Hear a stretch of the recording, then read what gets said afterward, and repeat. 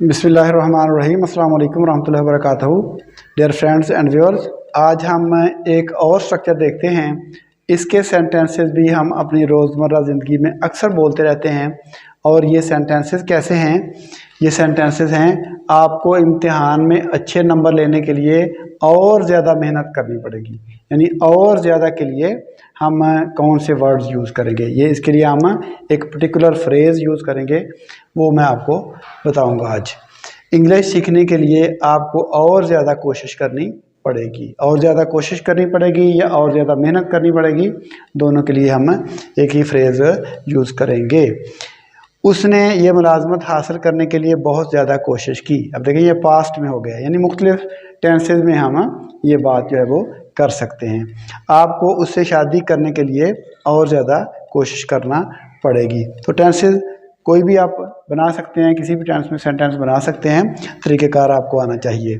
मैं आपको इंग्लिश पढ़ाने के लिए और ज़्यादा कोशिश करूँगा। तो ये फ्यूचर में हो गया, तो इसको हम देख लेते हैं कि किस तरीके से हम ये सेंटेंसेज बनाते हैं। तो और ज़्यादा कोशिश करना, और ज़्यादा कोशिश करने के लिए, और ज़्यादा मेहनत करने के लिए हम यूज़ करेंगे to go extra mile. To go extra mile, ठीक है जी। और ज़्यादा मेहनत करना या और ज़्यादा कोशिश करना, टू गो एक्स्ट्रा माइल। तो इसको हम तमाम सेंटेंसेस में यूज़ करके सेंटेंसेस को बनाएंगे। तो पहले हम स्ट्रक्चर देख लेते हैं।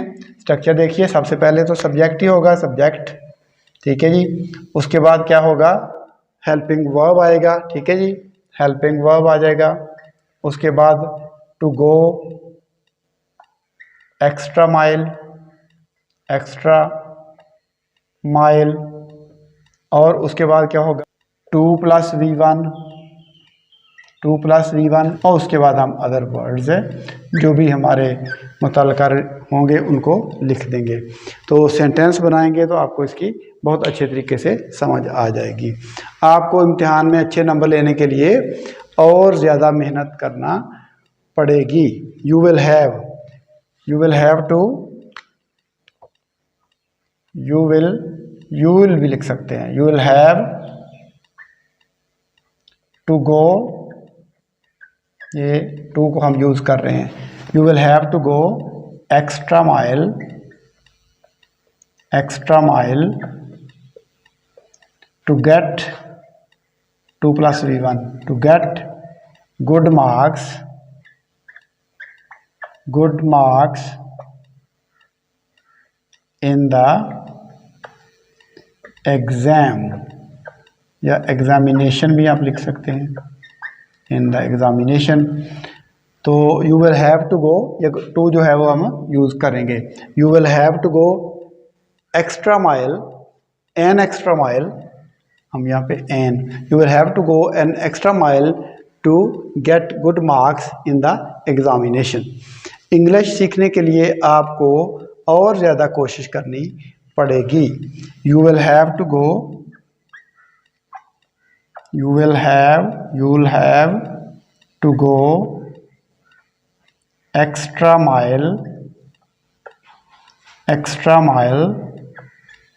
in order to learn English भी लिख सकते हैं, to learn English भी लिख सकते हैं। you will have to go extra mile to learn English, to learn good English भी लिख सकते हैं, अच्छी इंग्लिश सीखने के लिए। तो उसके बाद देखिए, उसने ये मुलाजमत हासिल करने के लिए बहुत ज़्यादा कोशिश की, यानी बहुत ज़्यादा कोशिश की। तो पास्ट में आ गया, ही वेंट, क्या आ गया, he went an extra mile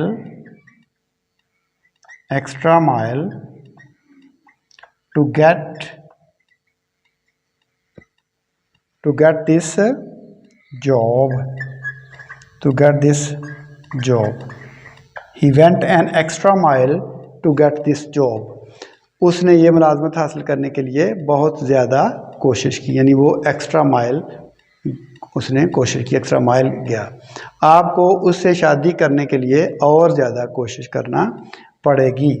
you will have to go, यहीं पे मैं लिख देता हूँ, यहाँ पे you will have to go, you will have to go an extra mile